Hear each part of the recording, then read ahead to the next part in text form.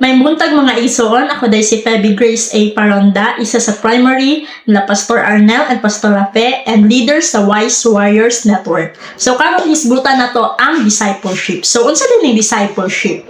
Discipleship is the process of following Jesus Christ. So diri sa discipleship, diri ta tudluan or tutulan ng atong kinabuhi nga ma-align sa kabubuton sa Ginoo. So unsa din yung discipleship? So sa discipleship, diri i-align ang atong kinabuhi diha sa kabubuton sa Ginoo. Kay daghang mga Kristohanon nga gasimba, gatuo lagi kan Jesus pero wala dai nagkinabuhi og matarong atubangan sa Ginoo. So diri sa discipleship na ay mga involved. So una jud nga involved jud is si Jesus ang Ginoo nato. Ikaduha is ato ang leader or pastors, then ikatulo is kita nga mga disciples. So diri sa discipleship is Bible-based jud ta. Magbase jud ta sa word ni Lord, no? Kay ingon sa 2 Timothy chapter 3 verse 15 to 17 nga ana siya to, all scriptures is God breath, no?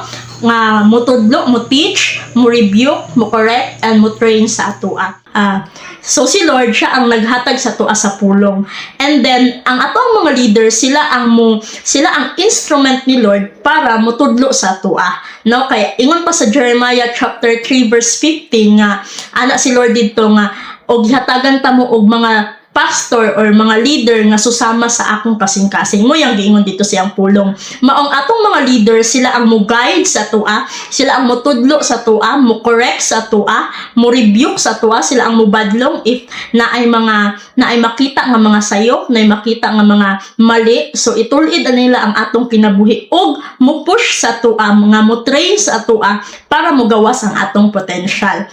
Ang mga mo undergo jud sa discipleship is katod yung follower ni Jesus, katod yung gatuo kang Jesus Christ, then katod dayon ang mga willing and available. Kay lisod kayo i-disciple ang mga dili ganahan magpatudlo. Muna nga ikaw dapat naa kay heart nga humble and dapat naa jud tay kasing-kasing nga magpatudlo. So ngano kinahanglan man jud ta mo undergo aning discipleship? Unang-una, aning discipleship man God, muning fulfillment sa atong purpose. Ang atong purpose is to love God and to love people.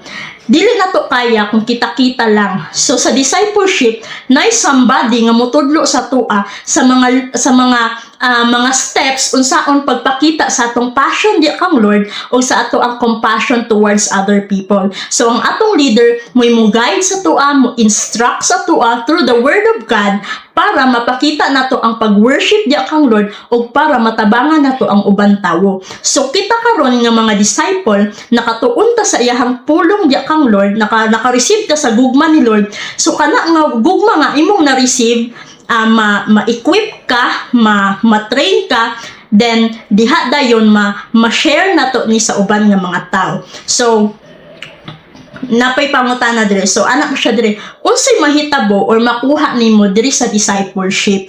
Kay ang uban tawo man gud maingon nga discipleship hilabtanay kinabuhi.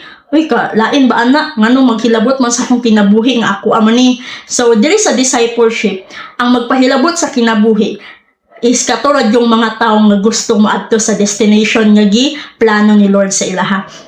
No? So ana siya diri, unsay mahitabo or makuha nimo diri sa discipleship? Unang-una, naa kay deeper connection ja kang Lord. Then naa kay right relationship sa imuhang God the Father. Ug napud kay right relationship towards other people. Unsa pa? Naapud kay identity diha kang Lord. Anak jud ka ni Lord. Makaingon jud ka nga dili ka half-half, kundi full jud ka nga anak ni Lord, no? Kaya nga ga-follow naman jud ka sa instruction, ga-follow, ga-obey naman jud ka sa word ni Lord. Unsa pa? Diha sa discipleship mugawas ang atong potential. And naay bag-ong kinabuhi. Mugawas ang character ni Jesus sa atong kinabuhi. And lastly, unsa atong makuha ang covenant ni Lord sa tua, ang promises ni Lord sa tua. Ang katong mga tao nga gapatudlo, ga-undergo sa discipleship, maura jud ang makakuha sa mga promises ni Lord, no? Parehas ako sa testimony nako sa discipleship. Sa una, di ko gusto magpahilabot sa akong mga desisyon, di ko gusto magpahilabot sa ako ang mga tanang aspeto sa akong kinabuhi. Like for example, sa una, sa akong finances, sa ako ang love life, di ko gusto magpahilabot ana. Pero diri sa discipleship, diri ko gitudluan, gimaymayan. Yes, na ay times nga makahilak, na ay times nga masakitan ka sa mga pagbadlong, pero ang atong kasing-kasing o kinabuhi diha ginatulid ni Lord, gina-align ta diha sa plano ni Lord sa atong kinabuhi, no? And right now, thank God na adyud ang akong family diha kang Lord, no? And kabalo ko nga naadjud ang saad ni Lord sa among pamilya. Busa ikaw pagpa-disciple, pagpatudlo kay naay giandam si Lord para nimo. Maura to og may buntag sa natong tanan.